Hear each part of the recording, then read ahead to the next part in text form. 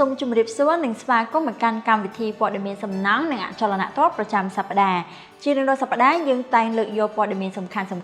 ពាក់ព័ន្ធទៅនឹងវិស័យសំណង់និងអចលនទ្រព្យនៅកម្ពុជាជូនលោកអ្នកនាងទស្សនាដូច្នេះកុំឲ្យខាតពេលយូរសូមអញ្ជើញទៅទស្សនាមាតិកាព័ត៌មានដូចតទៅ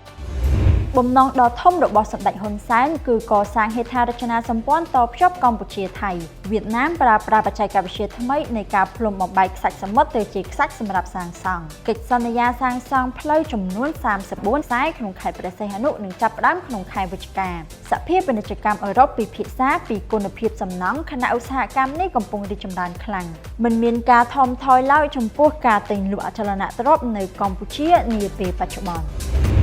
សហការឧបត្ថម្ភដោយ ISI Palm ជាប់ធន់ជានិរន្តរ៍ Color បរិក្ខារដែលមានមុខងារនិងការរចនាដ៏ល្អឥតខ្ចោះ Polygon ទយោឧត PPR សម្រាប់ទឹកក្តៅនិងទឹកត្រជាក់ Redcon Redmix ការពារជំរាបទឹកពីសហរដ្ឋអាមេរិកបំណងដ៏ធំរបស់សម្ដេចហ៊ុនសែនគឺកសាងហេដ្ឋារចនាសម្ព័ន្ធតភ្ជាប់កម្ពុជាថៃសម្ដេចតេជោហ៊ុនសែននាយករដ្ឋមន្ត្រីកម្ពុជាកាលពីថ្ងៃទី2ខែតុលាបានប្រកាសពីគោលបំណងដ៏ធំមួយរបស់សម្ដេចគឺការកសាងហេដ្ឋារចនាសម្ព័ន្ធសំខាន់ៗដែលនឹងតភ្ជាប់កម្ពុជាទៅកាន់ប្រទេសថៃថ្លែងក្នុងពិធីប្រកាសសញ្ញាបត្រជូននិស្សិតសម្ដេចតេជោហ៊ុនសែនបានរៀបរាប់ពីវឌ្ឍនភាពនៃការរីកចម្រើនផ្នែកហេដ្ឋារចនាសម្ព័ន្ធនៅកម្ពុជាហើយក៏បានប្រកាសពីគោលបំណងក្នុងការកសាងបន្ថែមទៀតនៅពេលខាងមុខនឹងបើកការដ្ឋានសាងសង់តភ្ជាប់ពីសំឡូតមកពោធិ៍សាត់ហើយកាត់ចេញទៅកោះកុងដើម្បីតបជាប់របៀងទៅសេសសល់នៅកន្លែងហ្នឹងតិចគួរបញ្ជាក់ថាសម្ដេចបានសង្កត់ធ្ងន់ដែរថាហេដ្ឋារចនាសម្ព័ន្ធគឺជាកត្តាដ៏សំខាន់មួយដែលជំរុញឲ្យប្រជាពលរដ្ឋធ្វើដំណើរបានស្រួលនិងសម្រួលបន្ទុកទៅលើការចំណាយក្នុងការធ្វើដំណើរផងដែរវៀតណាមប្រើប្រាស់បច្ចេកវិទ្យាថ្មីនៃការផ្លុំបំបែកខ្សាច់សមុទ្រទៅជាខ្សាច់សម្រាប់សាងសង់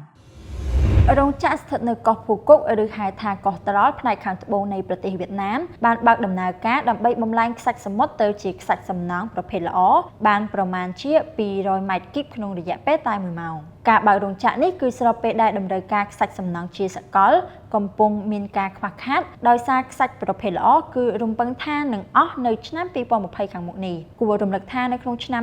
2011វៀតណាមបានប្រើប្រាស់បច្ចេកវិទ្យាដែលយកទឹកផ្លុំបំបែកខ្សាច់សមុទ្រដើម្បីចម្រោះសារធាតុអំបិលនិងសារធាតុមិនបរិសុទ្ធផ្សេងទៀតចេញហើយនៅឆ្នាំ2018វិទ្យាស្ថានវិទ្យាសាស្ត្រវៀតណាមបានបញ្ជាក់ថាខ្សាច់ដែលបានកែច្នៃគឺសមរម្យសម្រាប់ការសាងសង់បច្ចេកវិទ្យានេះក៏ត្រូវបានផ្ដល់សិទ្ធិឲ្យក្រុមហ៊ុន Pantang Construction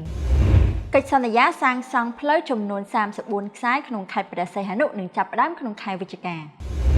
កិច្ចសន្យាសាងសង់ផ្លូវចំនួន34ខ្សែក្នុងខេត្តព្រះសីហនុនឹងត្រូវចាប់ផ្ដើមក្នុងខែវិច្ឆិកាក៏ប៉ុន្តែការចាប់ផ្ដើមសាងសង់មិនទាន់អាចកំណត់បាននៅឡើយទេការបញ្ជាក់នេះគឺធ្វើឡើងបន្ទាប់ពីកិច្ចប្រជុំអន្តរក្រសួងស្ដីពីគម្រោងស្ថាបនាផ្លូវក្រុងក្នុងខេត្តព្រះសីហនុកាលពីថ្ងៃទី1ខែតុលាកន្លងទៅនេះនៅឯទីស្តីការក្រសួងរៀបចំដែនដីនគររូបនីយកម្មនិងសំណង់អ្នកនាំពាក្យរដ្ឋបាលសាលាខេត្តព្រះសីហនុលោកខៀងភិរងបានឲ្យដឹងថាគម្រោងនៃការស្ថាបនាផ្លូវនៅក្នុងខេត្តព្រះសីហនុដែលមានទឹកប្រាក់$100លាន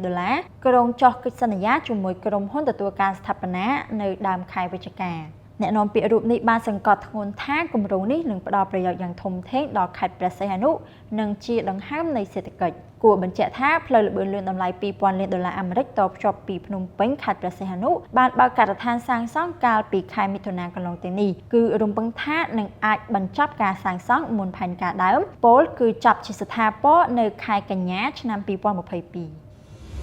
សហភាពពាណិជ្ជកម្មអឺរ៉ុបពិភាក្សាពីគុណភាពសំណង់ខណៈឧស្សាហកម្មនេះកំពុងរីកចម្រើនខ្លាំងសហភាពពាណិជ្ជកម្មអឺរ៉ុបនៅកម្ពុជា Eurochem កាលពីថ្ងៃទី3ខែតុលាបានរៀបចំកិច្ចពិភាក្សាទាក់ទងទៅនឹងគុណភាពសំណង់ដើម្បីស្វែងយល់ពីរបៀបគ្រប់គ្រងកិច្ចសន្យាដែលនឹងជួយឲ្យគម្រោងសំណង់មានគុណភាពល្អ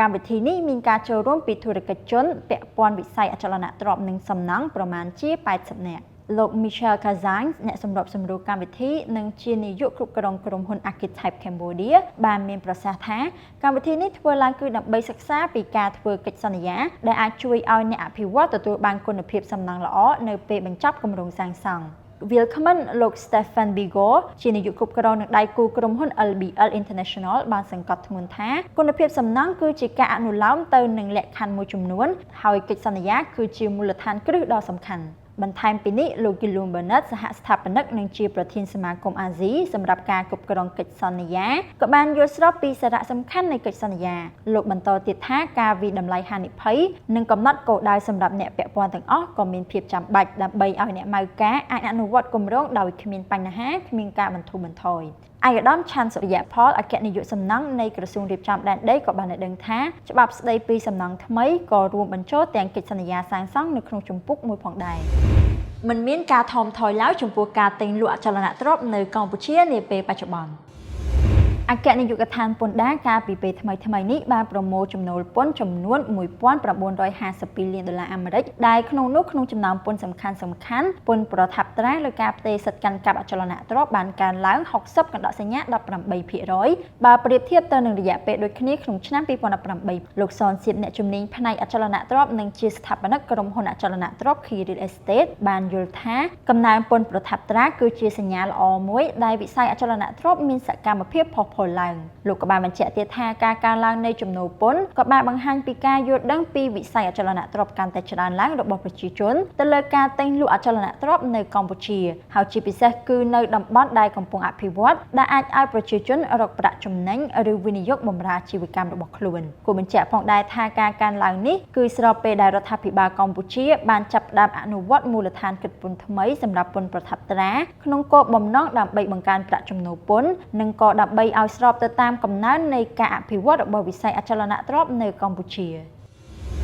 ទស្សនិកជនជាទីមេត្រីពេលនេះកម្មវិធីព័ត៌មានសំណង់និងអចលនទ្រព្យប្រចាំសប្តាហ៍បានមកដល់ទីបញ្ចប់សូមអរគុណចំពោះការចំណាយពេលវេលាតាមដានទស្សនាសន្យាថានឹងជួបគ្នាសាជាថ្មីនៅសប្តាហ៍ក្រោយខណៈពេលនេះនាងខ្ញុំប៊ុនសាវសុភ័ក្រអ្នកនិងក្រុមការងារសូមអរគុណសូមជម្រាបលា